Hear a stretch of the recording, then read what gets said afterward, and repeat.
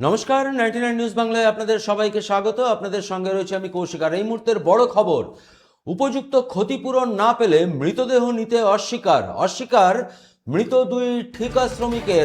আপনারা সকলেই জানেন, গতকাল রাজবাঁধে এক মর্মান্তিক পথ দুর্ঘটনা ঘটেছিল। সেখানে কর্মরত অবস্থায় মৃত্যু হয়েছিল দুই ঠিকা শ্রমিক, কাশীনাথ ভট্টাচার্য তথা বিধান বাউরির। এবং তারপরে এক কন্টেনারের ধাক্কায় সেখানে গুরুতর আহত হয়েছিল আরও চারজন। তারা এই মুহূর্তে হাসপাতালে চিকিৎসাধীন। এবং আজ এই মৃতদেহের ময়নাতদন্তের পরে কিন্তু মৃতদেহ নিতে অস্বীকার করেছে পরিবারের লোকেরা। দুর্গাপুর মহকুমা হাসপাতালে হুলস্থুল কাণ্ড এবং একেবারে ঠিকাদারি সংস্থার ম্যানেজারকে ঘিরে চরম বিক্ষোভ। সেই ছবি বিধাননগর মহকুমা হাসপাতাল থেকে সরাসরি দেখাচ্ছি আপনাদের। যে একটা লেবার যদি ওয়ার্কিং আওয়ার্সে মারা যায়, আপনি ল জানেন? আপনি জানেন কি ল আছে বলুন? কম্পেনসেশন ল কি? আমি জানি না।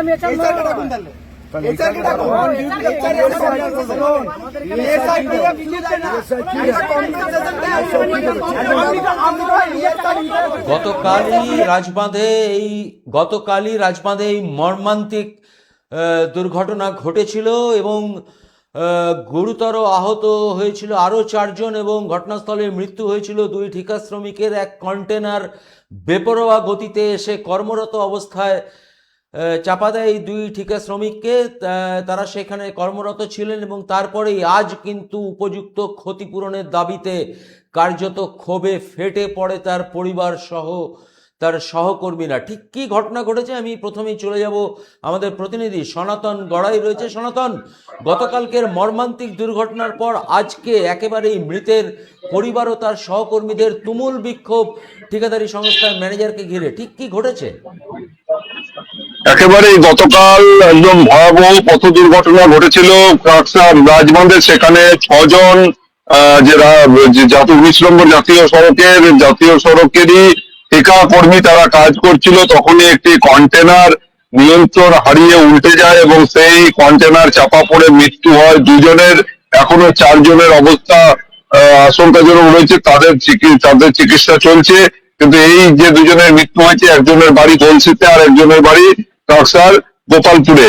মৃতদের পরিবার পরিজনেরা তারা দুর্গাপুর মহকুমা হাসপাতালের সামনে জমায়েত করেন এবং সেখানেই 19 নম্বর জাতীয় সড়ক কর্তৃপক্ষের যে ঠিকাদার রয়েছে, যে ঠিকাদারের অধীনে কাজ করতো এই দুই ঠিকা শ্রমিক, যাদের মৃত্যু হয়েছে, তাদের পরিবার পরিজনেরা সেই ঠিকাদারের কাছে দাবি রাখেন যে উপযুক্ত ক্ষতিপূরণ দিতে হবে, 25 লক্ষ টাকা ক্ষতিপূরণ এবং একজন করে চাকরি দিতে হবে।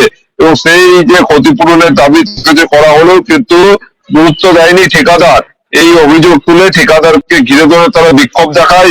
এই বিক্ষোভের জেরে একদম উত্তেজনা পরিস্থিতি তৈরি হয়। ঘটনাস্থলে পৌঁছায় নিউ টাউনশিপ থানার পুলিশ। একদম এলাকার মানুষজন এই যে ঠিকাদারকে ঘিরে বিক্ষোভ দেখায়, তারা স্পষ্ট ভাবে জানিয়েছে যদি ক্ষতিপূরণ দেয় এই ঠিকাদার তাহলে ভালো কথা, না হলে তারা মৃতদেহ নিয়ে যাবেন না।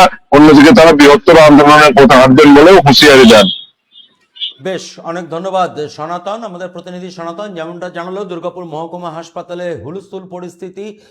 গতকালের মর্মান্তিক পথ দুর্ঘটনায় মৃত দুই ঠিকা শ্রমিকের যে পরিবার এবং তার সহকর্মীরা একেবারেই ঠিকাদার সংস্থার বিরুদ্ধে অভিযোগ করছেন এবং একেবারে উপযুক্ত ক্ষতিপূরণের দাবি জানিয়েছেন। এবং তার পাশাপাশি যারা ডিপেন্ডেন্ট রয়েছে তাদের চাকরির দাবিও জানিয়েছেন। কি দাবি জানাচ্ছেন তার পরিবারের লোকেরা, শুনবো একবার।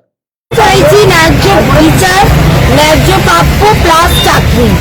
25 লাখ টাকা আমার 22 বছরের যে আমার দিদির মেয়ে বঞ্জির একটা চাকরি চাই। কাউকে বেতনে দিই, রোডে দেওয়ার দরকার নেই। আমরা বাড়ি নেবো না, আমরা এইভাবে দাঁড়িয়ে থাকি। মারা গেছে আমাদের যিনি মারা গেছেন, তিনি একমাত্র রোজগার করতেন, সোর্স অফ ইনকাম উনি একাই ছিলেন। ওনার দুটি মেয়ে, ছোট মেয়ে এখন কলেজে পড়ছে। এরপর আমরা জানি না কাল থেকে সে মেয়ে কি করবে। আমার দিদি হয়, সে দিদি কি করে চলবে।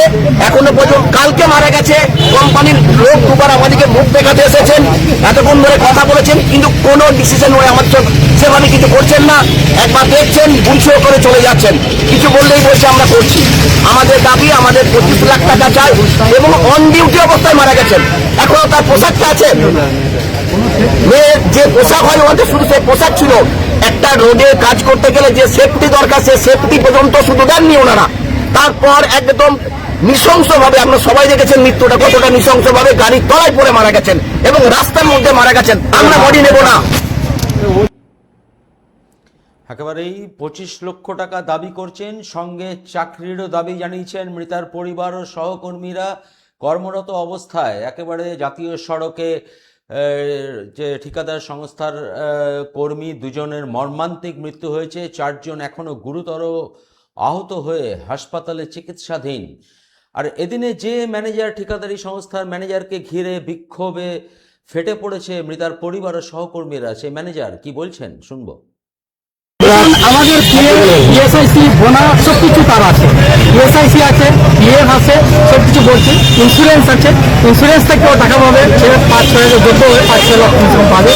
তারপরে রোড যেটা অ্যাক্সিডেন্ট হয়েছে, তো আমিও ছিলাম সাইটে, আমিও ছিলাম। তো গাড়ি আছে, ওটা স্টিরিং ও পুলিশ আছে।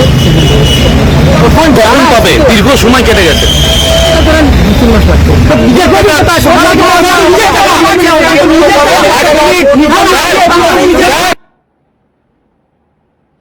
যে ক্ষতিপূরণের দাবি করেছে মৃতার পরিবার ও সহকর্মীরা, সেই ক্ষতিপূরণ আদৌ কবে মিলবে তার কিন্তু কোনো সদুত্তর পাওয়া যায়নি। ফলে দুর্গাপুর মহকুমা হাসপাতালে ব্যাপক উত্তেজনা, মৃতদেহ নিতে অস্বীকার মৃতের পরিবারের। আপাতত এ পর্যন্তই। পরবর্তী যে কোনো আপডেটের জন্য আপনাদের নজর থাকুক 99 নিউজ বাংলায়। দেখছেন 99 নিউজ বাংলা, বদলাবো আমরা। আপনারা দেখছেন 99 নিউজ বাংলা। বদলাবো আমরা।